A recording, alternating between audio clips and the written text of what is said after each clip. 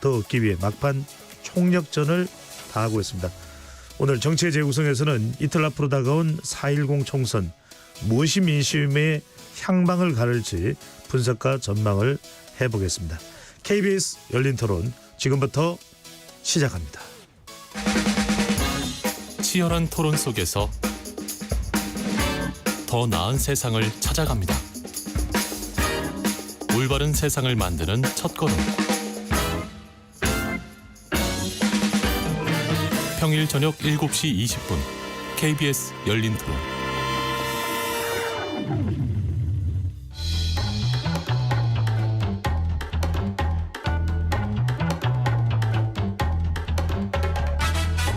정치를 바라보는 색다른 시선.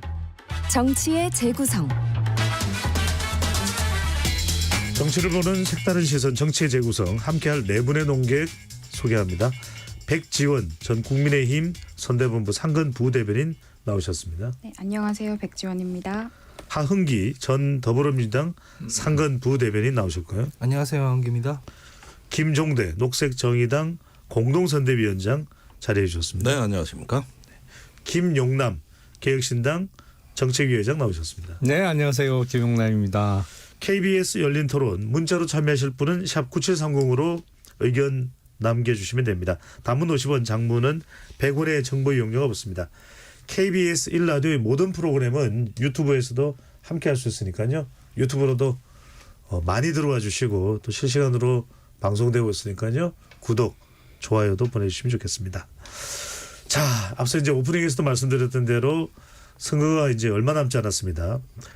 선거의 판을 흔드는 것을 흔히 구도, 인물, 이슈 이렇게 보는데 김 의장님, 선거 가장 크게 좌우하고 있는 세 가지 요소 지금 방금 전에 말씀드렸는데 어느 게 가장 크다고 봐야 될까요, 이번 선거요?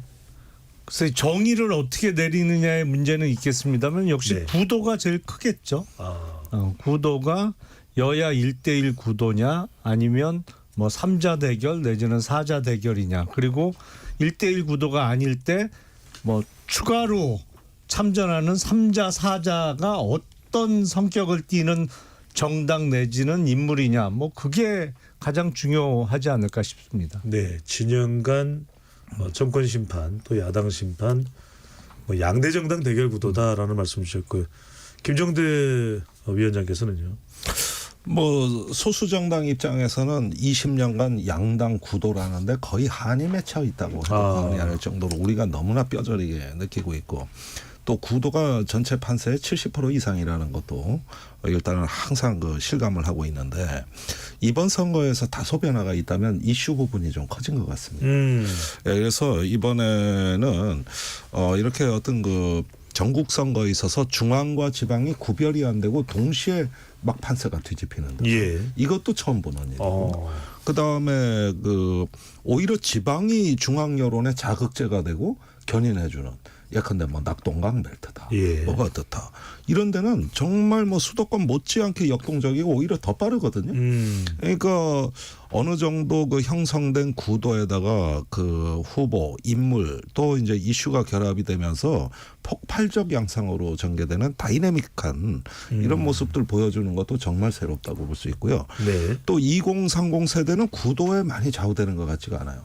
정말 알다가도 모를 세대입니다. 이번 선거에서. 네. 알다가도 모르겠어요. 네. 꼭 고양이 같아요. 잘 유혹해야 이제 한번 봐주는 점. 고양이다. 예. 네. 그러니까 이 저기 그 이렇게 부르면 바로 오는 강아지 같은 세대가 아니에요. 아주 그 저 신중하고 웬만한 유혹에 넘어가지 않습니다. 이젠 또 많이 속아본 세대예요.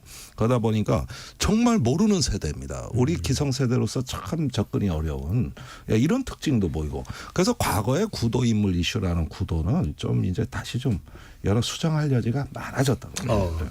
백지원 전 부대변인은요. 저도 구도는 좀 신선할 게 없다고 보고요. 야당이 심판론 내놓는 것도 항상 있는 상황인 거고 또 지금 기존 지지층 외에 확장성을 가질 수 있을 만한 구도는 아닌 것 같고요. 또 인물도 특별히 부각된다기보다는 한동훈과 이재명의 대조가 계속 언론에도 나오고 있기 때문에 지금은 차라리 저는 이슈가 핵심이다라고 말씀드리고 어떤 싶습니다. 이슈일까요? 민주당의 최근에는 민주당 양문석 후보도 있고 김준혁 후보의 막말이 지금 크게 논란이 돼서 지금 후보 사퇴에 대한 규탄 집회들도 계속 열리고 있죠. 변태적인 언어들이나 비뚤어진 역사관, 국군 비하 이런 것들이 지금 계속 논란이 되고 있는데 이게 저는 민주당이 막판에 스스로 안 좋은 이슈를 좀 키운 측면이 있다 이렇게 보고 있고요. 그래서 지금 세 가지 중에 눈에 띄는 것은 이슈다라고 짚어드리겠습니다. 네. 한기 전 부대변인은 구도 인물 이슈 중에서 어떻게 보십니까? 김용남 정책위의장께서 말씀하셨듯이 정의를 어떻게 내리느냐의 차이가 있긴 한데 저도 구도가 지금 제일 크다고 생각합니다.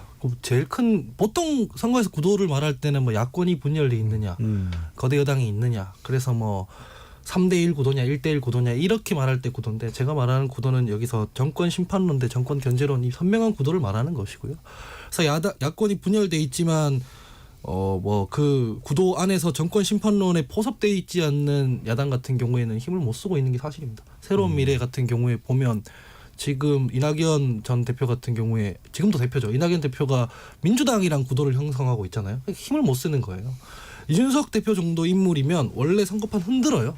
근데 지금 보면은 사실상 지금 정권이라든가 윤석열 대통령이 아니라 민주당의 공영훈 후보랑 지금 구도가 형성돼 있잖아요. 그러니까 이제 파괴력이 예전 못한 부분이 있는 것이고 그다음에 조국 혁신당 같은 경우가 돌풍을 부는 이유도 정권 심판론에 전혀 영향을 못 미치면서 동시에 민주당도 동시에 회초리를 때릴 수 있기 때문에 돌풍이 부는 거고 그래서 모든 이슈 모든 인물론이 전부 다 이 정권 심판론 대 정권 견제론 구도에 함몰되고 있다라고 생각합니다. 그렇군요. 자, 5일 6일 금요일 토요일 사전투표가 있었습니다. 김정두 위원장님 사전투표가 31.28% 네. 30%를 넘었었는데 이렇게 사전투표율이 높은 이유는 어떻게 분석을 하십니까? 예, 그동안 선관위가 이 투표의 편일성을 위한 많은 노력을 한 제도의 힘도 존재하겠지만 예. 무엇보다도 야당의 기세가 다소 밀어붙이는 힘 이게 이제 투표장으로 향하게 만들었던 일단 요인이라고 봅니다. 사실 그 사전 투표율이 지역별 편차도 보이는 게 정권 심판론이 우세한 지역이 사전 투표율도 굉장히 높아요. 네. 예, 그런 점에서는 이번에는 어떤 심판을 조금 그 심판에 대한 어떤 여론에 어떤 집단적으로 반응하기 시작했다. 저는 이렇게 해석을 하는데 반면에 이제 그 국민의힘 경우에는 이 사전 투표에 대한 좀 거부감이 있는 것 같습니다. 이유가 흔히 뭘까요? 부정선거 네. 시비 같이 이번에 이제 어떤 유튜버가 투표장에 카메라를 몰래 설치하려고 했다든지 이런 경우도 굉장히 의심하는 기존의 어떤 제도로부터 일탈한 듯한 이런 어떤 사전 투표에 대해서 좀 거부 심리도 있는 것 같아요. 예. 그러다 보니까 양당이 이 사전 투표에 대한 가치가 유권자층에서는 좀 다르게 평가하는 요인들 이것도 작용을 했던 것 같습니다. 그렇군요. 김정은 의장께는 이거 여쭤볼게요. 이 양당에서는 양대 정당 중심으로 좀 질문을 드릴 수밖에 없는데 국민의힘에서는 또 보수층이 결집했다. 그게 아니라 더불어민주당에서는 사전투표율이 높은 것은 그만큼 민주당 지지 성향의 유권자들이 미리 많이 투표한 건 아니겠냐. 민주당에게 유리하다 이렇게 해석하는데 김용남 의장께서는 또 이제 선거에 나섰던 정치 경험도 또 많이 있으시니까 어떻게 해석을 하십니까? 사전투표율이 높아진 가장 큰 이유는 사전투표가 편리하기 때문이죠. 예. 그 편리한 투표를 이미 경험하신 분들이 많기 때문에 사전투표에 더 많이 응하는 것이고 총선 기준으로는 가장 높은 사전투표율입니다만 지난번 2022년 대선 때 거의 36%가 넘는 사전투표율을 보여줬었잖아요. 그러니까 그거의 연장선이라고 보는데 다만 저도 사전투표소에 이렇게 이틀에 걸쳐서 좀 지켜봤거든요. 그 예. 주변에서. 그러니까 정권 심판론이 높은 건 맞는 것 같아요. 그러니까 오시는 분들의 분위기나 연령대를 봤을 때 사전 투표가 더 그런 경향도 있죠, 물론. 네. 이제 사전 투표율이 높은 높으면 민주당이나 야당이 유리하냐? 지난 대선 때 거의 37% 가까운 사전투표율이 나왔는데 그때 윤석열 후보가 당선돼서 이 공식은 이제는 깨졌다라고는 얘기는 합니다만 불과 6개월 전인 10월 11일 2023년 10월에 있었던 강서구청장 보궐선거에서 사전투표함을 먼저 개봉했잖아요. 네. 개표할 때. 초반에는 거의 30% 가까이 민주당 후보가 앞서갔었어요. 많이 차이가 났었죠. 많이 차이 났어요. 25%를 넘는 득표율 차가 나다가 이제 사전투표함 다 까고 나서 본투표함이 개봉되면서 마지막에는 17% 조금 넘는 득표율 차로 끝났습니다만, 그러니까 사전투표에 많이 응하는 층이 지금의 야당 지지 성향자가 많은 건 틀림없는 사실 같아요. 네. 그거는. 백전 부대변인은 어떻게 보십니까? 사전투표라는 제도가 이제 국민들께 익숙해졌다. 그리고 그만큼 미리 투표를 할 만큼 결심이 확고한 유권자들이 많았다라는 뜻일 것 같고요. 그런데 한편으로는 이런 목소리도 있는 것이 사전투표 때는 전국 어디서든 할 수 있는데 왜 본투표 때는 자기 지역구에서만 할 수 있느냐. 차라리 이렇게 할 거면 주객이 또 전도되는 거 아니냐. 본투표일에도 전국 어디에서나 한다면 투표율이 더 오를 것 같다라는 말씀들을 제가 좀 들었습니다. 이번 네. 주말 사이에. 그리고 아까 뭐 부정선거나 이런 것 때문에 보수 국민에 대해서 말씀을 하셨는데 그렇게 보수 전체를 매도해서는 안 된다고 생각을 하고요. 아무래도 보수 유권자 특성상 원리와 원칙을 중요하게 생각하기 때문에 투표율이 원래 투표율은 본투표일 아닙니까? 그래서 그날 이제 투표를 하시겠다라는 분들도 있는 것인데 사전투표든 본투표든 본인의 자유의지에 따라서 선택해서 하면 되는 겁니다. 그래서 어느 투표를 한 사람이 뭐 유난히 깨어있는 시민이다 이렇게 하는 프레임은 별로 좋지 않아 보이고요. 네. 그리고 앞으로도 지금 이제 사전투표율이 올라갔다라는 것은 그만큼 그 지금 사전투표 하신 분들께서는 그만큼 의지가 확고하다. 지지정당이 확고한 분들은 먼저 했을 가능성이 높겠다라고 말씀드리겠습니다. 백전 부대변인은 사전투표율이 높은 것이 뭐 어느 정당에 유리하다 불리하다는 말할 수 없다 이렇게 보시는 건가요? 네, 국민들이 이제 제도적으로 익숙해졌기 때문에 그만큼 결과가 나오는 것 같습니다. 네. 근데 한기 전 부대변인에게는 지역적으로 분명히 이번 이 사전투표를 보면 좀 묘한 차이가 있습니다. 한기 전 부대변인도 설명을 좀 해주시고 그다음에 이제 김종대 위원장께도 여쭤보려고 하는데 가장 사전투표율이 높았던 지역을 보면 전남, 전북, 광주, 호남이에요. 그리고 이제 세종, 강원, 수도권에서는 서울이 경기 인천보다는 사전투표율이 높았고 가장 낮았던 지역을 보면 대구, 제주, 이제 경기도. 근데 부산은 낙동강 벨트인데 부산도 투표율이 낮은 지역으로 나타났어요. 이건 또 어떻게 봐야 될까요? 저도 사전 투표율 계속 높아지고 있는 건 그냥 이제 제도 적응을 끝냈기 때문이라고 네. 생각하고 지난 대선 때도 보면 사전 투표율이 높았지만 결국 보수가 이겼지 않습니까? 그래서 사전 투표율이 높다는 이유만으로 그냥 뭐 어느 정당 어느 진영에도 유리하다 이렇게 규정하기에는 좀 어려워졌을 것 같고요. 다만 그 질문 주신 것처럼 보수가 결집했냐 아니면 정권 심판론이 공고해졌냐라고 하면 전 둘 다 맞는 것 같아요. 왜냐면은 실제로 이 블랙아웃 여론조사 블랙아웃 기간 직전에 보면은 보수가 좀 결집하고 있는 것 같은 조사 결과들이 좀 나온 것도 있고 네. 두 번째로는 백지원 부대변인께서 말씀해 주셨다시피 이게 지금 본투표까지 유보하고 있는 층은 망설이고 있는 사람들이 좀 많이 보였어요. 제 주변에만 보더라도 정권 심판하고 싶은데 민주당도 싫다. 이랬던 사람들이 본투표 하나만 있으면 이제 그 시간을 놓쳐버리는데 이제 3일이나 할 수 있으니까 조금 더 고민하자 이렇게 생각하는 사람들이 좀 있더라고요. 근데 그런 사람들한테 물어보면은 대체로 둘 다 싫다 이렇게 대답을 했었습니다. 그래서 조금 정권 심판론이 이렇게 거센 상황에서 부산 이런 데는 흔들리고 있는 상황인 것이고 대구에서도 마뜩치 않게 생각하는 사람들이 많이 있는 걸로 저는 알고 있습니다. 그래서 지금 보수 결집이 이 블랙아웃 기간에 일어나고 있는 것과 별개로 조금 투표 의지가 꺾인 사람들이 아무래도 보수층에 많기 때문에 좀 그래도 투표도 신나서 해야 사람들한테 전화도 돌리고 네. 민주당도 막자 뭐 이런 얘기를 하는 거 아니겠습니까? 그런 얘기하기가 되게 애매한 상황이니까 이런 결과로 지금 나타난 게 아닌가 싶습니다. 김현정 의원님은 어떻게 보십니까? 호남은 대체로 민주당 우세 지역으로 보는데 아주 사전투표율이 높고 또 서울은 한강벨트인데 상당히 이제 접전 경합 지역으로 봤을 때 이제 높다는 것이 어느 정도 이해가 되는데 부산도 낙동강 벨트가 있는데 사전투표율은 대체적으로 낮게 나왔습니다. 어떻게 해석을 해야 될까요? 글쎄요, 이 부분은 과거의 경우에는 원래 호남의 투표율이 높았습니다.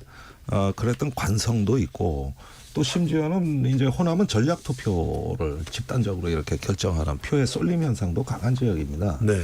그러다 보니까 옛날에 뭐 오래전 얘기입니다만은 김대중 총재 시절에 그럴 때는 또 우리가 투표율 높으면 영남을 자극한다고 일부러 오후 막 3시, 4시 이후로 이렇게 늦게 투표하시는 그런 어떤 기현상까지도 많이 봤었는데. 오전에 투표율이 높으면 영남 쪽도 맞대응으로 높아질 수가 있으니까. 네.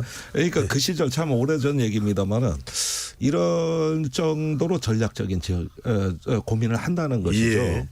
근데 이번에는 기세 싸움이 됐어요. 공교롭게도. 그래서 일단은 전라도, 전남, 전북, 광주, 세종 요게 이제 서해벨트 쪽에서 아무래도 심판 열기가 높았던 건 사실이고 제가 광주의 유세장들을 쭉 다녀봤는데 굉장히 이번에 지난번 지방선거의 낮은 투표율하고는 확연히 변화된 모습 그런 걸 역력하게 확인할 수 있었고 또 그런 가운데서 이 투표 전체를 하나의 어떤 심판이자 축제로 보는 이런 어떤 지역 열기가 모처럼 살아나가지고 굉장히 분위기가 이렇게 좀 뭐랄까 활력이 넘친다고나 할까. 예, 저희가 지난주에 그런 걸 좀 확인을 하고 왔어요.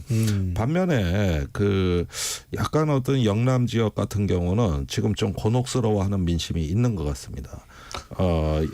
공천으로부터 지금에 이르기까지 아무래도 조금 지금 약간 고민하는 분위기 아주 보심 경합 지역도 아닐 테고 네. 그런 부분들 조금 지역의 차이는 분명히 있었다 이 말씀을 드립니다. 김현우 의원께 여쭤보면은 일각에서 나오는 또 분석은 호남에서 사전투표율이 높은 것이 조국혁신당과 민주당, 민주연합과의 좀 경쟁 구도가 아니냐 이런 해석도 나오는데 어떻게 보시는지요? 글쎄요. 경쟁 구도라기보다는 대체제의 관계 아니야. 뭐 그런 의미에서는 경쟁이라고 볼 수도 있겠네요. 그러니까 사실은 더불어민주당의 공천과 관련해서 파열음이 세게 나면서 그로 인한 실망감으로 이번에 투표 안 할래라고 마음먹었던 분들이 비례라도 찍으러 투표장 갔다가 지역까지 찍는 뭐 그런 식의 투표가 있을 현상, 수 있겠죠. 뭐 그래서 전체적인 투표율이 올라가는 현상이라고 볼 수 있겠죠. 왜냐하면 2022년 지방선거 때 호남 투표율이 어마어마하게 낮았잖아요. 예. 그래서 그거가 결국엔 이재명 대표에 대한 호남 민심을 반영하는 거 아니냐. 당시에 낮은 투표율이 이재명에 대한 뭐랄까 선뜻 지원하기 어려운 아니면 동의하기 어려운 모습이 낮은 투표율로 나타났다라는 해석도 많았는데 이번 총선은 일단 지난 지방선거에 한번 우리의 의지는 보여줬고 이번 총선은 이재명 대표에 대한 심판 선거라기보다는 정권에 대한 심판 성격이 강하다 보니까 다시 투표율이 높아지고 있는 것이 아닌가.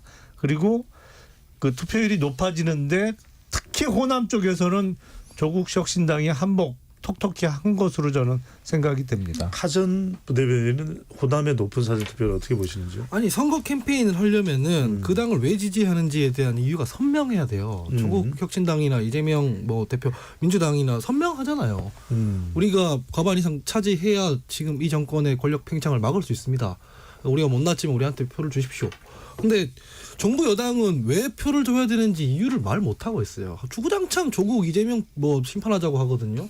조국 이재명 심판됐잖아요. 이미. 그 지난 선거에서 이미 패배했거든요.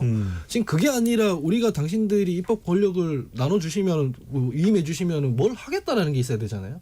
그게 없습니다. 뭐 이를테면은 지금 현 정권이 뭔가를 강하게 추진했는데 민주당이나 뭐 여기서 발목을 잡아서 막는 부분 이런 게 있어야지 이게 이 캠페인이 되는데 그런 부분이 전혀 없으니까 이게 전혀 진행이 안 되는 거죠. 저는 그렇기 때문에 그게 투표율에도 반영이 되고 있다. 그게 투표율에 반영된 것이다. 네. 자, 각 대표의 또 위원장의 이 선거 지원 행보도 상당히 좀 의미심장합니다. 한동훈 위원장은 토요일에는 PK, TK, 특히 이제 PK는 낙동강 벨트가 있는 지역이고 일요일에는 충청권을 순회했습니다. 자, 오늘은 어디로 갔는지 백지원 전 부대변인 오늘까지 포함해서 한동훈 위원장의 동선 어떤 의미, 어떤 전략이라고 봐야 될까요? 주말 사이에 이제 영남 지역 부산과 이제 부산 경남 지역, 대구 경북 지역을 갔었고요.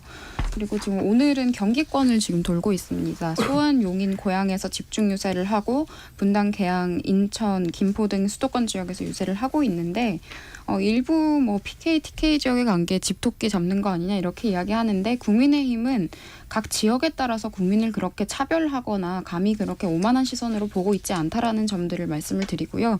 지금 특히 PK는 격전지입니다. 낙동강 벨트라는 이야기도 있지만요. 그리고 또 TK는 보수의 본산인데 이번에 공천 때문에 조금 민심이 흔들린 측면이 있기 때문에 다시 한번 영남의 국민들께 호소하기 위해서 유세를 했다라고 보고 있고요. 그리고 지금 격전지 민심에 대해서 많이 호소를 하고 있는데 처음에는 또 계속 지지율이 요동치면서 조금 우리 당에 어려웠던 지역들도 다시 지지율이 살아오르고 있는 측면들이 있기 때문에 네. 지금 국민을 위해서 일하겠다는 진심으로 지금 유세를 하고 있고요.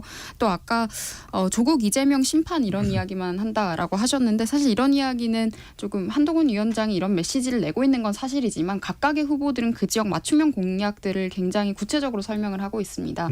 예를 들어서 뭐 나경원 후보는 내부순환 급행철도에 대해서 이야기를 한다든지 용인에서 뭐 민주당의 반대로 무산되었던 반도체 벨트에 대해서 다시 이야기를 한다든지 구체적인 이야기들도 하고 있고요. 그래서 직접 지역 민심에 조금 더 다가가겠다. 한 분이라도 좀 더 이제 국민의힘 편으로 설득을 하겠다라는 그런 노력들이 돋보이고 있다고 생각합니다. 제가 보기엔 한동훈 위원장이 법정 선거운동 기간에 돌입해서 그 지원 유세를 다니면서 약간 당혹스러울 것 같아요. 왜요? 왜냐하면 한동훈 위원장이 국민의힘 비대위원장으로 들어온 게 작년 12월 거의 연말이잖아요. 말입니다. 네. 그리고 나서 거의 전국 순회를 했단 말이죠. 그때는 얼마나 인파가 어마어마하게 몰리고 본인에 대한 환호도 뜨겁고 그랬어요.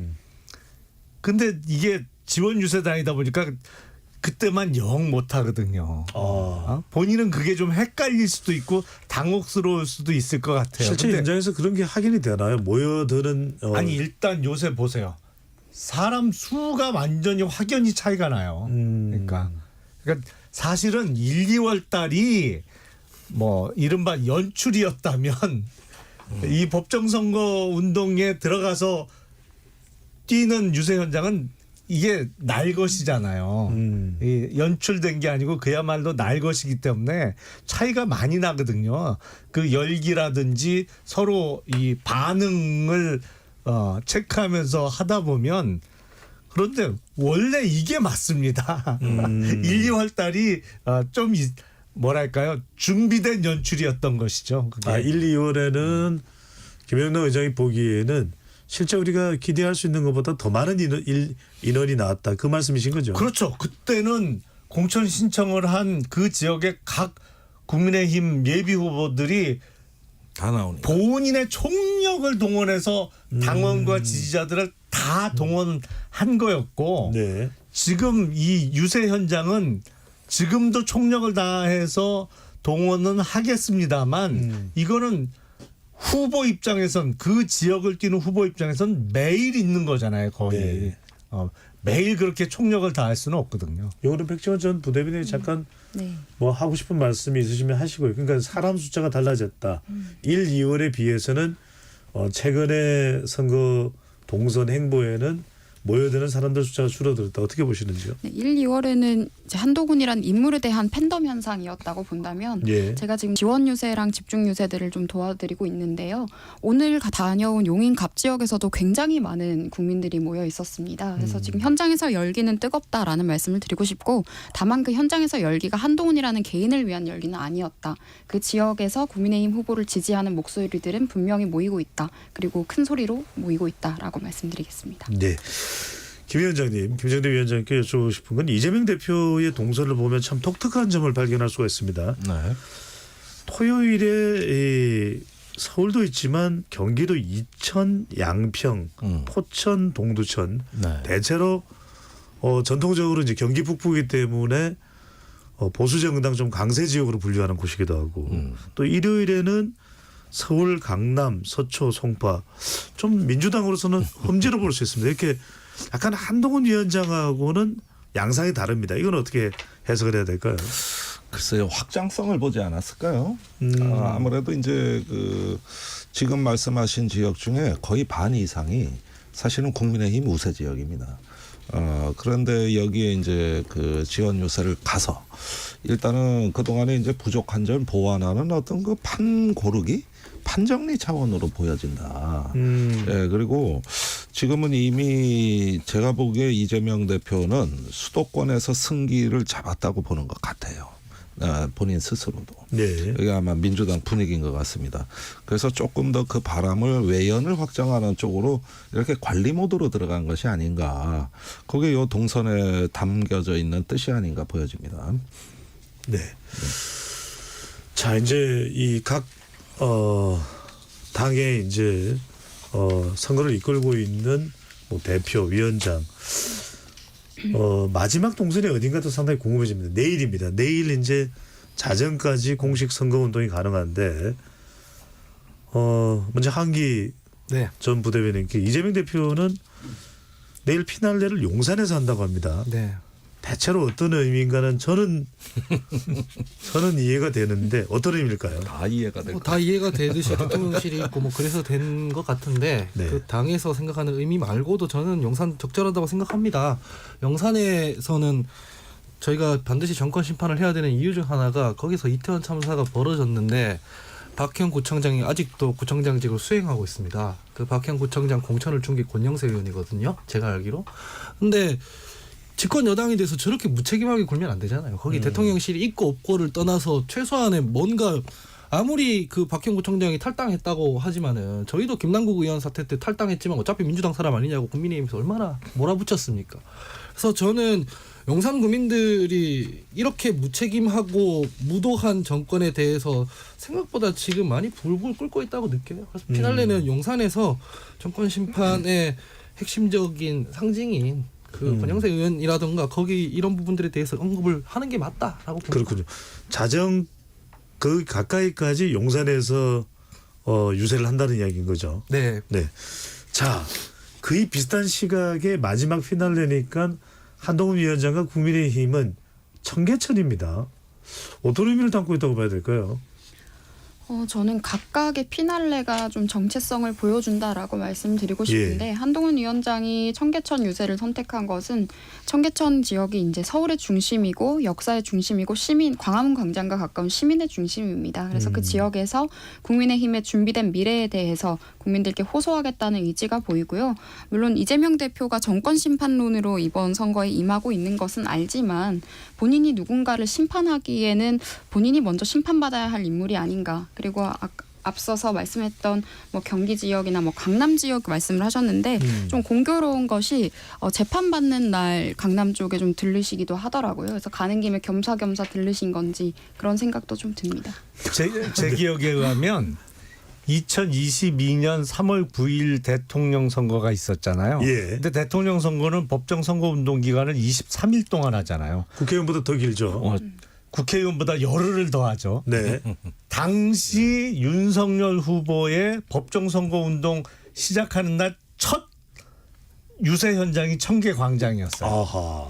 근데 이번에 한동훈 위원장이 총선 마지막 유세 현장을 청계광장으로 고른 거를 보고 나니까 그 기억이 떠오르더라고요. 저게 대선 때 당시 윤석열 후보가 그때가 몇 시였나? 시간은 정확하게 제가 기억이 안 나는데 그때 네. 청계광장부터 시작을 했거든요. 그리고 그런 대중 유세에는 확성기를 사용해야 되는데 선거운동은 내일 자정까지 할 수 있습니다만 확성기 사용은 제 기억에 9시까지이기 때문에 아마 그 유세는 9시에 끝날 겁니다. 확성기 사용할 수 있는 시간까지만 거기서 하고 그 이후에는 이제 다른 곳으로 옮겨서 선거운동을 하거나 그렇겠죠. 네. 고래고래 소리를 지를 수는 없나요?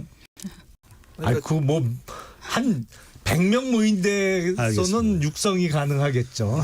한기 전 부대변인. 아니 그러니까 뭐 긴 얘기는 아니고 스피커가 그 데시벨이 다 법에 규정이 돼 있어가지고 오래오래 소리 지르는 건 상관이 없습니다. 네. 알겠습니다. 그 이야기셨군요. 네. 자, 이제 김동대 위원장이 바라던 시간입니다. 네. 자, 녹색정의당 시민사회로부터 녹색정의당 정의당이 없어지면 안 된다 이런 목소리가 커지고 있다고 그럽니다. 자, 녹색정의당 내일 마지막까지 힘을 쏟아야 되는 상황인데 녹색정의당의 지금 이번 선거 결과에 대한 전망 그리고 어디에 지금 녹색정의당이 역점을 기울이고 있는지도 궁금합니다. 참 저는 항상 이 질문이 고통스러운데 일단은 제가 그 녹색정의당에 뭔가 희망이 지금 나타나고 있다고 말씀을 분명히 드립니다. 두 가지인데. 그렇습니까? 네. 예. 최근에 이제 지식인들 지지 선언이라든가 노동계 유입 이 두 가지가 특징적입니다. 네. 우리가 지금 21세기 들어와 저는 가장 큰 사건이 정치사회 기후 유권자 운동이 탄생했다. 그러니까 우리나라에서도 사실은 기후 공약을 보고 선택하겠다는 응답자가 지금 유권자의 70%에 달하는 여론조사가 많이 나왔습니다. 네. 그런데 이런 부분들이 이번 선거에서 거의 묻혀서 여론조사는 보이지가 않아요. 가급적이면 좀 이야기를 안 하시면 좋을 것 같아요. 예, 그래서 이런 부분들이 그 이제 의제 중심으로 그나마 살아있는 주제가 네. 기후 위기다, 기후 공약이다. 그리고 이제 큰 당들의 기후 공약을 보면은 관심은 있는 것 같은데 일종의 그린 워싱. 주로 개발 공약이니까 탄소 정치인데 이렇게 어떤 그 기후 공약을 슬쩍슬쩍 끼워놨다는 것이죠. 그런 부분에 대해 가지고 지식인 선언의 요체는 역시 어떤 기후와 녹색 전환을 하는 것, 녹색 전환으로 인류 국가로 나가는 이런 부분의 목소리들이 최근에 많이 들어오고 있고 두 번째는 위성 정당에 참여하지 않은 그 선택에 대해서 네. 노동계 평가가 나오고 있습니다. 녹색 정의당 과거의 정의당이 항상 여론조사보다 실제 비례 득표율이 높았던 이유는 주로 조직된 노동표가 말을 하는 거였거든요. 근데 이번에 선택의 여지가 녹색 정의당 외에는 없어요. 왜냐하면 다른 진보 정당이 비례연합 정당에 위성 정당에 들어갔기 때문에. 그래서 이 부분도 역시 가점에 포함을 시켜야 되겠다는 거거든요.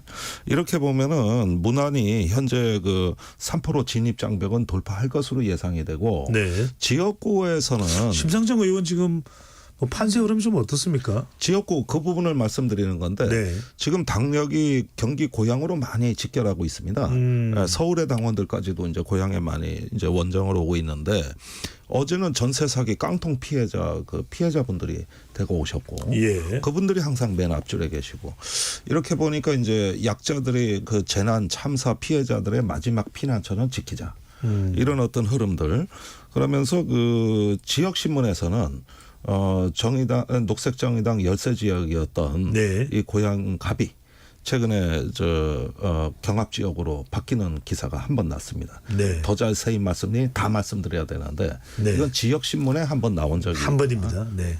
한 번. 예. 그런데 여론조사 자체가 별로 없었어요. 네네. 예. 여론조사를 뭐 그래서 티끌만큼이라도 이야기를 하시면 다 개요를 소개를 해야 예, 되는 막판의 추격이 굉장히 고향에서 놀라운 변화로 나타나고 있다. 고양되고 있다. 예. 그래서 덕양갑 이 지역이 아마 저희한테 지역구의 마지막 희망이 되지 않을까. 예. 녹색정의 뭐 지역에도 또 열심히 하시는 예. 후보들 많이 계시고. 녹색정의당이 고향 심상정 의원의 지역구라면 개혁신당은 또 경기도 화성을입니다. 을이죠. 이준석 대표 지금 흐름 어떻게 보고 계십니까 내부적으로? 흐름 자체는 상당히 좋은 그러니까 상승세를 보여주고 있는 흐름인 것은 틀림없어 보이고요. 네. 다만 내일 모레 본투표 날 그 역전을 할 수 있느냐 없느냐 그거는 정말 까봐야 알겠죠. 네. 네. 상승세인 거는 틀림없어 보여. 김종인 공천관리위원장인가요? 예. 직접 지원 유세도 했던데요. 그건 어떤 의미를 담고 있다고 봐야 될까요?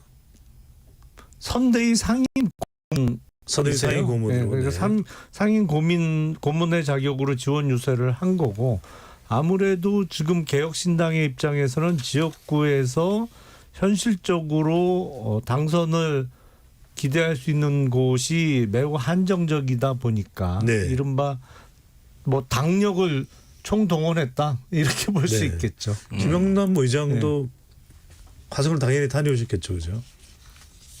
밥 먹으러 다녀왔습니다. 알겠습니다. 어제 대답이 좀 이상하십니다. 네. 밥 사러 갔다 왔어요. 질문하길 잘했네요. 자, 자, 한기 전 부대변인에게는 지금 조국혁신당이 사실 제3지대에서 가장 뭐 돌풍을 일으키고 있습니다. 그건 여러 가지 이제 지표상으로도 나타나고 있는 건데 이걸 어떻게 해석을 해야 될까요? 토요일에 윤석열 대통령이 부산에서 사전투표를 냈는데 조국 대표가 또 같은 장소에서 사전투표를 했고 또 윤석열 대통령이 외가인 강릉을 또 유세차 찾았습니다. 자, 이 비례정당 쪽이기 때문에 실제로 유세를 하더라도 마이크를 사용하지 못하는 그런 상황인데 이런 선거 전략을 어떻게 해석을 해야 될까요? 저는 조국혁신당은 일단 제3지대라고 생각하진 않고요. 제3지대에 있지만 사실 그 정권 심판 전선의 한 동맹이라고 생각해서 이게 무슨 민주당과 국민의힘 중간지대에 있는 그런 정당은 아니잖아요.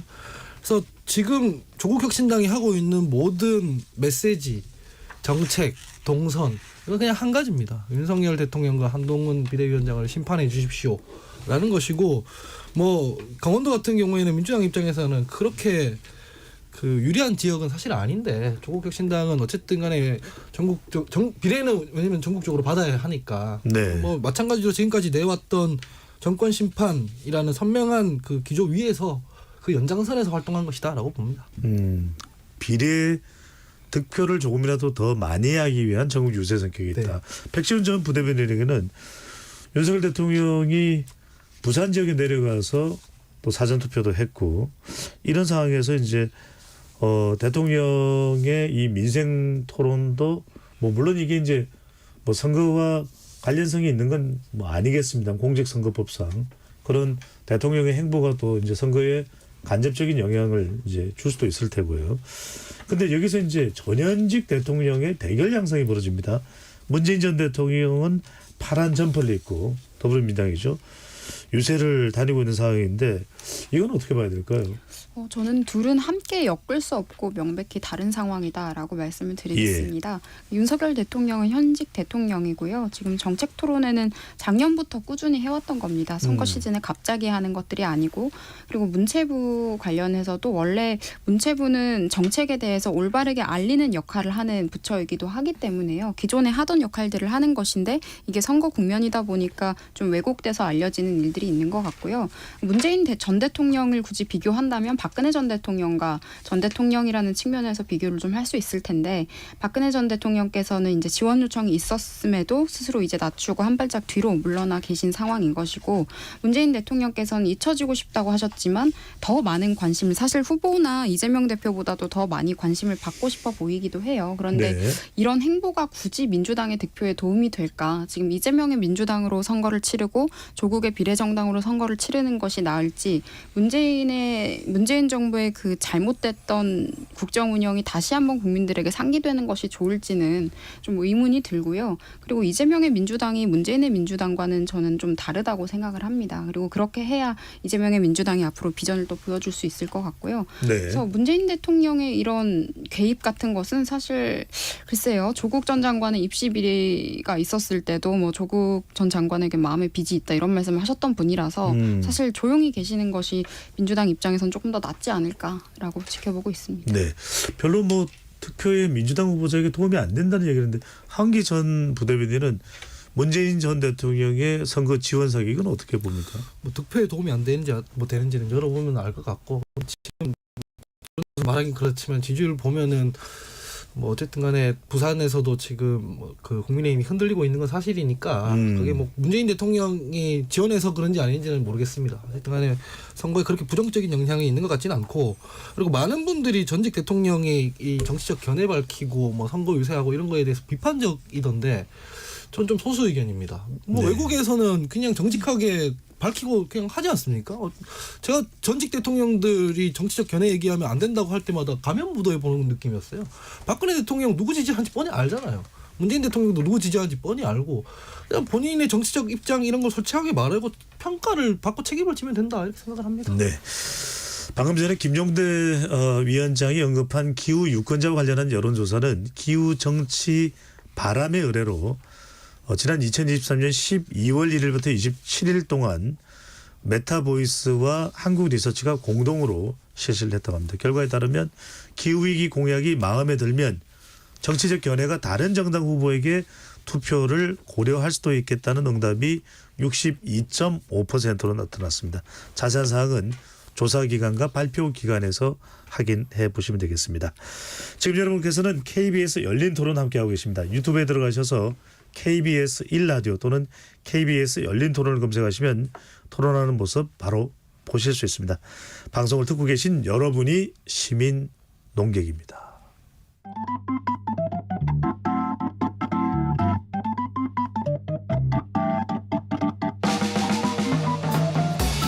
세상을 바꾸는 질문 열린 토론이 시작합니다. KBS 열린 토론은 언제나 열려 있습니다. 단문 50원, 장문 100원의 유료 문자 샵 9730 그리고 KBS 어플리케이션 콩으로 여러분의 의견을 남겨주세요. KBS 열린 토론 정치의 재구성 2부 이어가겠습니다. 스튜디오에는 하흥기 전 더불어민주당 상근 부대변인, 김종대 녹색정의당 공동선대위원장, 김용남 개혁신당 정책위 의장, 백지원 전 국민의힘 선대본부 상근 부대변인 네 분과 함께하고 있습니다. 1부에서는 사전투표의 의미, 실제로 각 당의 유세 현장으로 보는 전략의 의미 등을 좀 살펴봤고요. 2부에서는 본격적으로 격전지로 가보겠습니다. 또 이번 총선을 가를 마지막 변수가 무엇인지도 짚어보겠습니다. 먼저 하흥기 전 부대변인, 백지원 전 부대변인 두 분 전 부대변인에게 안 여쭤볼 수 없는데 예상 의석수 관련입니다. 의석수와 관련해서 자체 분석이 나온 걸 보면 국민의힘은 국민의힘은 비례 대표 의석까지 국민의 미래까지 합쳐서 110석에서 130석, 또 더불어민주당은 합해서 120석에서 151석 플러스 알파 이렇게 예상이 되고 있네요. 경합 지역도 상당히 좀 50여 곳 이상으로 많이 있는 편입니다. 자, 이런 분석의 근거는 뭐고, 한기 전 부대변인 151석 알파면 상당히 선거 결과를 민주당은 낙관한다 이렇게 봐야 될까요? 저는 이 분석의 근거는 각자 이 정당들에는 큰 정당들에는 싱크탱크가 있고 내부 여론조사를 예. 다 하니까 그 흐름을 추적해서 아마 이렇게 발표를 한 것 같은데 이것보다 좀 더 잘 나왔지 않을까라고 저는 추정을 하고요. 처음에 151석 이런 얘기했을 때 약간 불만이 있었습니다. 더불어민주당 현재 의석수가 160 몇 석인데 151석이란 말은 그러면은 한 열 몇 석밖에 심판을 안 받겠다는 얘기인가? 이게 목표인 건 좀 이상하다라고 생각을 했고, 동시에 국민의힘에서 130석 목표를 한다는 건 더 이상하다고 생각합니다. 뭐 하려고요? 130석 가지고. 여당이면 151석 주십시오. 저희가 뭐 입법에서 뭘 하겠습니다. 이래야 되는데 네. 130석 받아서 뭘 하겠. 이건 겸손이 아니라 되게 이상한 목표치를 얘기한 거라고 생각해요. 민주당에서 151석 얘기한 것은 뭐 지난번보다 우리가 못했으니까 좀 심판받을 수는 있겠으나 어쨌든 겸손하게 얘기를 해서 과반 정도는 주셔야 견제와 균형을 맞추겠습니다라고 하는 건데 130석이 목표라고 해버리면 국민의힘 지지층에서는 이게 사기가 오르겠습니까? 130석 받아서 할 수 있는 게 아무것도 없을 텐데 이런 생각이 들더라고요. 네. 좀 이상하다 이런 생각입니다. 백시훈 전 부대변인 어떻게 보십니까? 지금 나오고 있는 보도를 보면은 뭐 일주 전, 열흘 전보다는 국민의힘 내부에서 뭐 호전된 전망, 좀 더 나아진 전망들이 나오고 있다는 실제 그렇게 보고 있는 거지 내부에서. 어떤 전망이 나오고 있습니까? 선거가 가까우면서 각 지역별로 후보들이 두각을 나타내거나 이제 우리가 조금 뒤쳐졌던 지역들 뭐 계양을 같은 경우에도 많이 지지율을 끌어올렸고요. 그래서 경합 지역이 조금 늘어났다고 보고 있는 것 같습니다. 네. 국민의힘의 입장에서는 110석이 현장 유지선이기 때문에 최저와 목표치가 되겠다라고 말씀을 드리고, 경합 지역에서 승기를 잡을 수 있는 곳들을 가늠을 했을 때 130석 이상을 확보하는 것이 또 두 번째 목표치가 됐다라고 말씀을 드리겠습니다. 특히 중도가 좀 두터운 지역들이나 이런 부분들은 지금 마지막 선거 투표일까지 1분 1초를 아껴서 임해야겠다라는 것이 당의 지금 선거를 임하는 자세이고요. 저는 결과 예측은 큰 의미가 없고 그냥 당일날 결과를 보고 판단해야 할 것 같습니다. 네, 물론 당일날 KBS를 통해서 또 개표 방송이 된다는 것도 그득 강조를 드립니다. 출구조사 결과까지 보실 수 있으시니까요. KBS 1라디오와 함께해 주시면 좋겠습니다. 자, 두 분께 안 여쭤봤습니다. 이렇게 양대 정당 관련이 있는 두 분 패널은 상당히 조심스럽습니다. 신중합니다. 자, 단도직입적으로 여쭤보겠습니다. 김종대 위원장께서는 네. 의석수 어떻게 예측하고 계십니까? 저는 범야권이 거의 200석에 육박할 거다. 그런데 200석을 넘는다는 거는 제 직관적으로 한 번도 가보지 않은 길이라서 그렇죠. 정말 이거는 과연 이게 왜 가능하겠느냐. 네.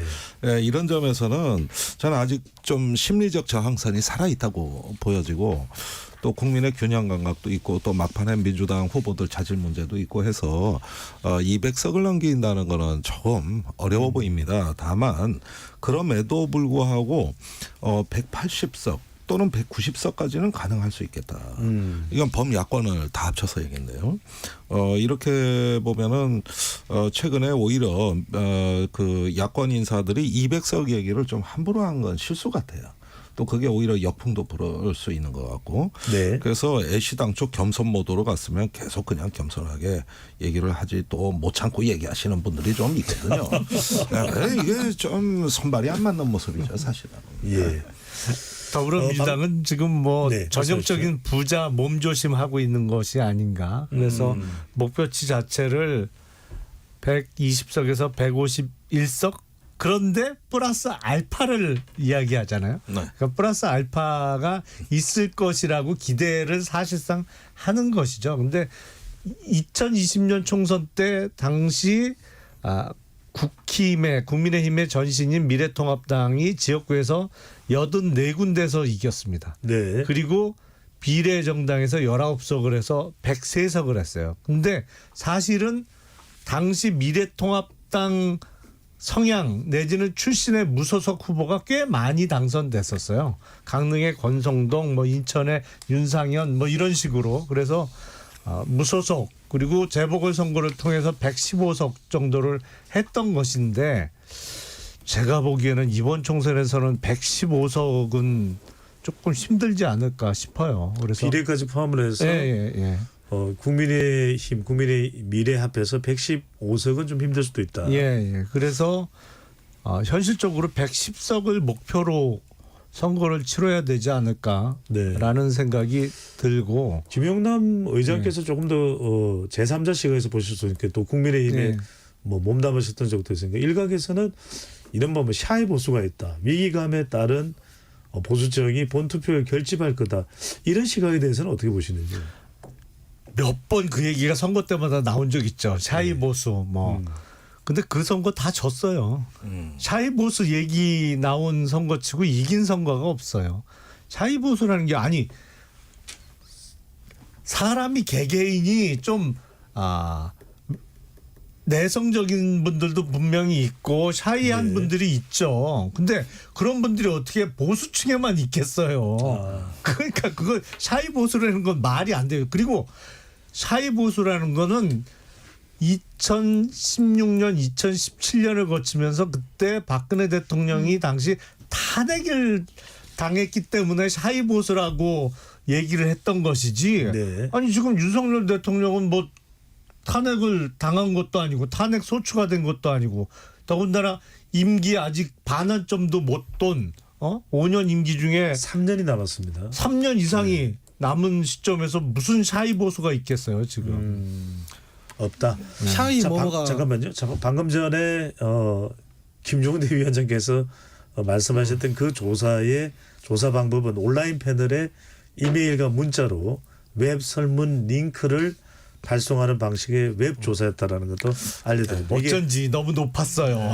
이 조사 예율을 12%가 넘는 다 이야기를 이상했어요. 황기전 부대변인. 샤이 뭐뭐라는 게 이게 풀어서 문장으로 설명하면 뭐냐면요. 보수 성향 유권자는 대한민국에 원래 더 많은데 보수 정당 지지한다고 말하는 게 소위 부끄러우니까 여론조사에선 드러나지 않는다 이 뜻이고 샤이 민주당이라고 할 때도 그런 거예요. 민주당 성향의 유권자는 더 많은데 민주당 지금 지지한다고 어디 가서 말하긴 부끄러우니 여론조사에서 안 나타나는 거라고 하거든요. 그 지지 정당이 소위 부끄러운데 그 사람들이 캠페인을 같이 해줄 수 있겠습니까? 투표장에도 안 나가는 거거든요. 샤이 뭐뭐가 나오는 순간 선거에서는 불리해질 수밖에 없는 것이고 그다음에 200석 이런 얘기하시는 분들 보면 진짜 역사에서 배우는 게 없다고 생각하는 게 더불어민주당 거부권이 없는 180석 한 적이 있었죠. 근데 마음껏 뭔가를 못해요. 왜냐면은 지지율이 안 따라오면은 그 막 밀어붙이면은 오만하다는 소리 들어서 역으로 심판받거든요. 그래서 의석으로 뭘 할 수 있는 게 아니에요. 국민 지지율이 따라줘 와야 되는 것이고 네. 개헌 탄핵도 마찬가지인 게 개헌이 그냥 국회에서만 하는 게 아니잖아요. 국민 투표를 해서 과반이 넘어야 되거든요. 이것도 그래서 지지율이 안 따라주면 못하는 것이고 탄핵도 헌법재판소에서 해야 되는 거잖아요. 예. 그러니까 여의도에서 자기들끼리만 의석수 가지고 이런 얘기하는 것 자체가 참 역사에서 배우는 게 없어가지고 오만하게 들릴 것이다 이렇게 봅니다. 예. 자, 상당히 좀 관심을 끌고 있는 몇몇 지역을 이제 가보겠습니다. 서울 동작을입니다. 자, 여기에는 이재명 대표가 상당히 지원 유세를 하러 많이 간 적이에요. 특별히. 그래서 또 관심을 끌고 있는데 이 동작을 지역에 대한 판세 백지원 전 부대변인은 어떻게 보시는지요? 저는 뭐 접전까지도 나왔다라고는 하지만 나경원 후보가 우세할 것이다라는 생각을 하고요. 동작에 갑자기 이재명 후보가 내리꽂은 낙하산보다는 오랫동안 동작을 위해 일할 준비를 했던 후보가 확실히 국민들께 소구력이 있다는 것을 현장에서 느꼈고요. 특히 나경원 후보의 내부순환 급행철도 공약이 지금 동작 구민들께 굉장히 인기 환영을 받고 있습니다. 그래서 이런 측면에 있어서 나경원 후보에게 조금 더 유리한 구도가 있다라고 말씀을 드리고 싶은데 네. 지금 나경원 의원은 이번에 이제 원내에 입성을 하게 되면 5선 중진이 됩니다. 그렇기 때문에 동작에서 또 큰 정치인을 탄생시켜 주시는 뜻도 있을 것이라는 생각을 하고요. 지금 민주당 류삼영 후보 측에서 지금 계속 헛발질을 하는 것도 영향이 있는 것 같습니다. 가령 나경원 후보를 뭐 냄비는 밟아야 제맛이라는 홍보물을 제작을 한다던가 류삼영 후보 측에서요. 근데 그 냄비라는 표현이 여성을 성적으로 비하하는 좀 저속한 언어이기 때문에 이것 가지고도 또 반발이 굉장히 컸습니다. 그리고 그것 때문인지는 모르겠지만 이재명 대표가 특히 이 지역에 좀 자주 이렇게 네. 지금 요즘 들어서 가고 있는데요. 국민의힘에서는 이재명 대표가 그렇게 더 공을 들여서 이 지역에 지원 유세를 하는 이유를 어떻게 보세요? 글쎄요. 국민의힘에서라기보다는 제가 이제 보기에는 뭔가 나경원 후보가 5선으로 원내 입성하는 것이 두려운 것인지 아니면 본인이 지금 재판받는 입장에서 판사 출신 의원이 두려운 것인지는 모르겠지만 크게 소구력은 없는 것 같습니다. 동작에서 정말 동작을 위해서 어떻게 일할 줄 아는 사람이 와서 일을 해야 될 건데 그냥 이재명이 이 사람을 보증한다. 그러니까 뽑아달라라는 것이 현장 민심에서는 크게 와닿지 않는 상황인 것 같습니다. 네.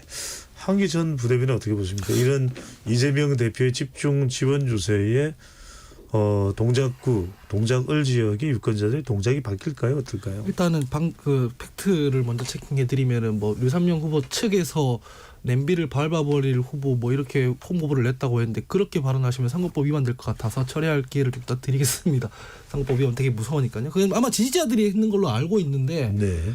그 류상용 후보 측에서도 아마 그렇게 선을 그었다고 한기 전 부대변인이 알기로는 지지자들이 한 것으로 이해하고 있다. 지지자들이 했는 걸로 알고 있어요. 그걸 뭐 언론에서는 개딸들이 했다 이렇게 표현하던데 어쨌든 지지자들이 했겠죠. 그래서 그거가 사실관계 확인을 하시는 게 중요할 것 같고 예. 두 번째는 동작을 같은 데서는 지금 수도권이나 서울에서 민주당이 분위기가 좋은 와중에서도 계속 그 우리가 열세인 지역이잖아요. 열세인 지역이니까 한 번, 두 번 이렇게 더 가는 부분이 있는 것이고 나경원 후보 같은 경우에는 재판이 진행되진 않고 있지만 지난 20대 총선에서 그 뭐 의안가 점거하는 그 무렵에 국회법 위반으로 아마 재판에 회부돼 있는 상황이기도 하고 해서 국회 저는 선진화법인가요? 네, 국회 선진화법 위반으로 돼 있는데 제가 볼 때 그게 무죄 나오기가 그렇게 쉽지 않아 보이거든요. 네. 그래서 사실 국회의원 할 자격이 있는가 싶기도 하고 뭐 동작에서 열심히 하셨다고 하는데 제가 동작에 살았었거든요. 잘 모르겠습니다. 왜냐면은 공약이 계속 반복돼요. 뭐 강남 몇 구 해가지고 그 자기가 현역 의원 시절에 못했던 거를 또 지금 들고 오고 이러고 있거든요. 그래서 이 지역에서 이기는 게 민주당 입장에서는 되게 중요한 일이라서 몇 번씩 가는 거다. 그래도 거기 김종대- 터널 뚫린 건 얘기했죠. 있잖아요. 터널 뚫렸잖아요. 네. 김영남 의장은 어떻게 보십니까? 먼저 말씀하시고 제가 김종대 위원장으로 갈게요. 제가 보기엔 이재명 대표가 동작을에 집중적으로 여러 차례 그 지원 유세를 간 거는 네. 총선 이후에 국민의힘 차기 당권 구도를 염두에 둔 것이 아닌가라는 생각이 들어요. 그걸 예. 선거에서 미리 견제를 한다고 보면 예. 왜냐하면 지금 국민의힘이 일당이 되지 않으면 뭐 일당이 되면야 5선, 6선 되는 의원들이야 국회의장 하려고 할 수 있겠죠. 근데 국민의힘이 일당이 되는 게 현실적으로 쉽지 않다는 판단이 내려지면 할 수 있는 것은 여당 뭐 국회 부의장 정도예요. 근데 예. 그거보다는 당대표에 도전할 중진 의원들이 좀 눈에 띄는데 국회 부의장보다는 당대표가 훨씬 매력적이죠.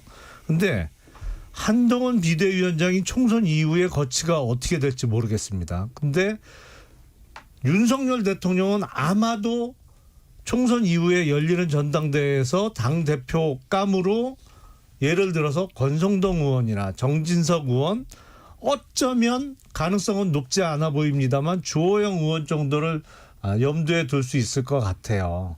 근데 다 지역구가 수도권이 아닌 분들이고 그 전에 친윤 이미지가 있던 분들이에요. 주호영 의원을 제외하면은. 네. 그러면 당권에 도전할 수 있는 수도권의 중진 의원 중에 친윤 이미지가 안 씌워진 제가 찾기로는 거의 유일한 후보 정도 돼요. 나경원 의원이.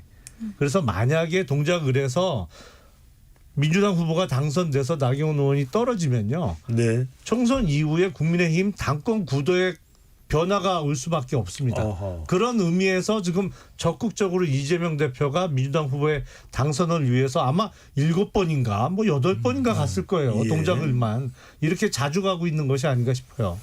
그러면은 국민의힘 경쟁하는 정당의 총선 이후까지도 한 수 내다보고 지원을 있는 한다는 거죠. 의미인데 민주당이. 예. 김 위원장님은 이 아니, 동작골이나 용산 같은 경우 어떻게 보시는지요? 일단은 이렇게 여러 번 간 게 이 동작을이 한강벨트의 표심에 하나의 어떤 진원지라고 보기 때문에 나름 뭐좀 대표성을 부여한 것 같고 그래서 이제 저번에 이 저간에 옆에 있는 인접지역구까지 한강벨트 전체를 공략하는 행보다 이렇게 좀 보여집니다. 그런데 나경원 후보는 이제 2014년에 아마 보궐로 여기에 들어오신 걸로 알고 있는데 예. 그 당시 이제 그 유명한 강남 4구 공약이 나왔습니다. 아주 뒤지던 선거를 일거에 역전했거든요. 그러니까 이런 개발, 어떤 비전 이런 부분으로 당시에 뭐 사실 불리한 선거도 뒤집은 전력이 있지만 네. 그건 굉장히 그 효과가 단기적입니다. 그리고 쉽게 그런 국책 사업이 될 리도 없고 또 이번에 김포 뭐 이런 어떤 구리 서울 편입 주장해가지고 그런 어떤 공약들이 갖고 있는 어떤 진정성 없는 태도들에 대해서 이제 국민들은 알맞지 않다. 그러더니 이제 저번 21대는 또 이수정 의원한테 패배했단 말이에요. 이수진. 죄송합니다. 그래서 이런 어떤 그 상황을 봤을 때 이번에 또 다른 개발 공약을 내신 모양인데 이런 것들이 주변을 들썩인다고 하는 것은 전형적인 윤석열 정부식 문법이다. 지금까지 거의 뭐 이런 식으로 대한민국 전체를 공사판으로 만들어 놓으셨는데 여기에 하나 보탠다 한들 이런 부분들은 제가 보기에는 이제 좀 오히려 자중하시는 것이 어떻겠는가 하는 생각이 들고 무엇보다도 유삼영 후보가 지금 뭐 뒤집혔는지는 모르겠지만 추격하는 기운이 꽤 괜찮았어요. 그래서 여론조사 공표 기간까지 이렇게 보면은 계속 격차가 줄어들다가 박빙으로 바뀐 지역이거든요. 여기가. 네. 처음에 초기에 그 격차로 보면 상점벽해라고 해도 과언이 아니다. 그런 점에서 이게 승부처가 된다고 보는 것이죠. 네. 아무래도 또 상징하는 바, 또 어떤 그 최근의 추세 이런 걸로 봐서는 여기야말로 전략 지역이라고 보는 것 같습니다. 알겠습니다. 방금 전에 백지원 전 부대변이 이야기한 나경원 후보자에 대한 비방 내용은 확인했습니다. 이재명 더불어민주당 대표 지지자들이 나경원 국민의힘 서울 동작을 후보를 비하하는 내용의 홍보물을 만들어 SNS에 올린 것이고 류삼영 후보는 관련 웹 자보를 제작하거나 유포하지 않았다고 네. 해명을 했습니다. 자, 이번에는 부산 경남 낙동강벨트로 가봅니다. 한강벨트가 아니고요. 자, 여기에서는 가장 관심을 모으는 지역이 김두관 대 김태호의 대결로 볼 수 있을 텐데 김태호 국민의힘 후보자는 김영남 의장과는 같이 의정 활동을 하기도 했지 않습니까? 예. 자, 이 지역 판세는 어떻게 보십니까? 김태호 후보는 사실 지역구 선거에 어마어마하게 강점을 갖고 있는 후보죠. 워낙 그 부침성이라고 하잖아요. 예. 유권자들에게 정말 살갑게 대하는 게 몸에 배어 있어요. 그러다 보니까 이번에 지역구로 옮겨서 출마했는데 상대 후보도 만만치 않은 거물이잖아요. 김두관 후보가. 그럼에도 불구하고 이제 작년까지는 다른 의원의 지역구인 곳에 갑자기 투입돼서 지금 접전을 벌이고 있을 정도로 네. 선거운동에 정말 제가 보기엔 국힘 쪽에 어쩌면 가장 잘하는 후보가 아닐까 싶어요. 네. 지역구 선거운동을. 그래서 그 정도로 경쟁력이 있는 후보인데 그럼에도 불구하고 지금 PK 지역이 그렇게 녹록하지가 않잖아요. 옛날같이 뭐 국힘 우세 지역으로 분류되는 지역이 몇 개 없을 정도니까 많은 지역이 접전을 벌이고 있어서 이건 정말 투표한 까봐야 되지 않을까. 엎치락 뒤치락 하지 않을까 싶어요. 뭐 부침성으로 얘기하면 김두관 후보도 한몫하죠. 거기도. 근데 예. 약간 스타일이 다른 것 같아요. 두 후보가. 네. 예. 저도 부침성이 있긴 한데. 자, 김정대 위원장은 전국적으로 제가 말씀드린 두 지역 외에 네. 가장 좀 눈길이 가는 이 지역만큼은 이번 총선에서의 거의 백미다. 네. 이 지역에서의 승패가 전체 선거의 평가와도 직결될 수 있다. 어디를 꼽으실 수 있어요? 근데 말입니다. 저는 뭐 초격전이다, 뭐 거물들끼리 대결이다 이런 걸 언론에 너무 많이 나갔어요. 그래가지고 이미 아실만심 다 아는데 의외로 언론에서 눈여겨보지 않았던 지역. 예를 들면 이건 선거 뭐 여론조사 할 필요도 없는 지역이었는데 갑자기 야당 후보가 물경 뭐 2자릿수, 그것도 엄청난 2자릿수. 여기서 또 숫자 얘기하면 안 되는 거죠. 완전히 그거를 갖다가 짧은 시간 안에 네. 추월해버렸던 이런 어떤 그 불가능한 일이 일어난 지역이 있느냐. 어딘가요? 저는 보은, 옥천, 괴산, 영동 여기입니다. 고향이세요? 아니 제 고향은 아니에요. 네네.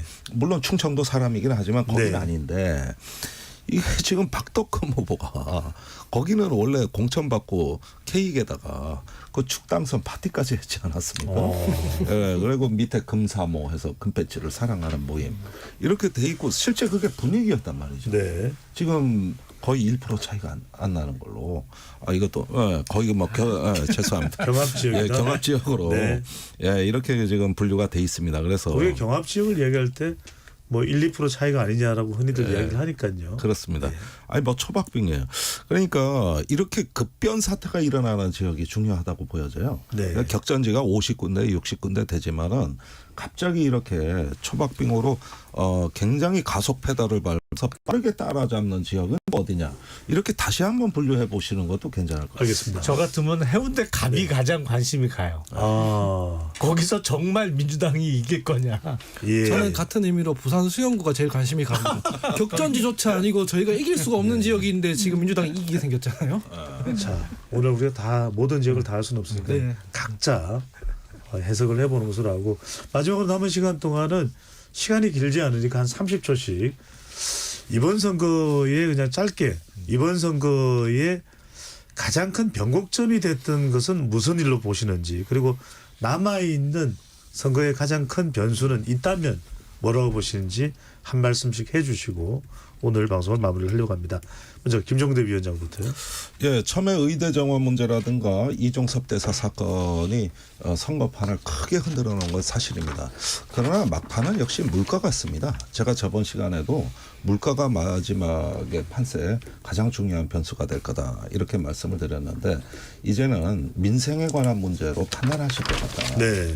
예, 이제 병원들 지금 응급치료나 어떤 그 중증치료에 이미 이상이 발생했습니다.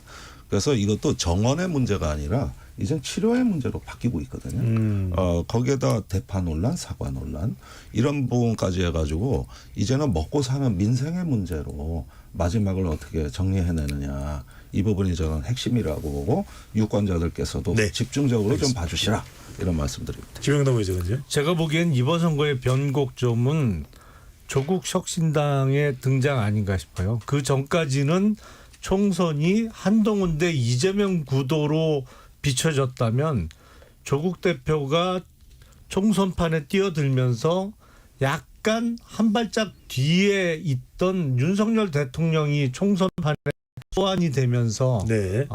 정권 심판론이 더 불을 붙는 그런 양상으로 바뀐 것이 아닌가라는 생각이 들어서 변곡점이라고 생각을 합니다. 그리고 워낙 이제 몇 시간 안 남았는데 변수가 예. 된다고 하면 의대 정원 확대 문제를 비롯해서 윤석열 대통령이 지금까지 보여준 모습과는 다른 좀 알겠습니다. 굽히는 모습을 보여주실 것이냐 말 것이냐 뭐 그 정도가 변수가 되지 않을까 싶어요. 네. 백지원 전 부대변인님. 저는 이제 남은 이슈는 막말 문제인 것 같습니다. 민주당 김준혁 후보를 비롯해서 국민의 상식에 정말 맞지 않는 그런 막말을 하는 후보들 그리고 또 가짜 뉴스도 문제가 되고 있는데요. 조국혁신당 소속 당원이 윤 대통령에 대한 가짜 영상들을 제작을 해서 유포한 사실도 있지요. 그래서 이번에 국민들께서 투표를 하실 때 후보 토론회를 저는 꼭 보셨으면 좋겠습니다. 그래서 후보 토론회를 꼭 보시고 특정 정치인에 대한 충성 맹세가 아니라 민생을 말하는 사람이 누구인지 그리고 누군가를 혐오하기 위해서 허위 비방하는 사람이 아니라 현안의 해결책을 내놓는 사람이 누구인지 잘 보시고 투표해 주셨으면 좋겠습니다. 네. 정치권에서 지지율이 올라가면 거기 취해서 이상한 일을 많이 하거든요. 데이터로 보면은 한동안 대통령께서 신문지상에서 사라지고 민주당 공천 파동만 연일 보도되던 때가 있었습니다. 그때 딱 등장한 게 이종석 호주 대사 임명이거든요. 지지율이 쭉 올라가다가 정권 심판 여론이 다시 반등하는 제일 큰 변곡점이었다고 생각하고 지금까지도 바뀌지 않았고 어떤 변수로도 뒤집을 수 없다고 생각합니다. 네. 앞서 이제 김종대 위원장이 언급한 충북, 보은, 옥천, 영동, 괴산 지역구 여론조사는 KBS 청주가 한국리서치에 의해서 지난달 6일부터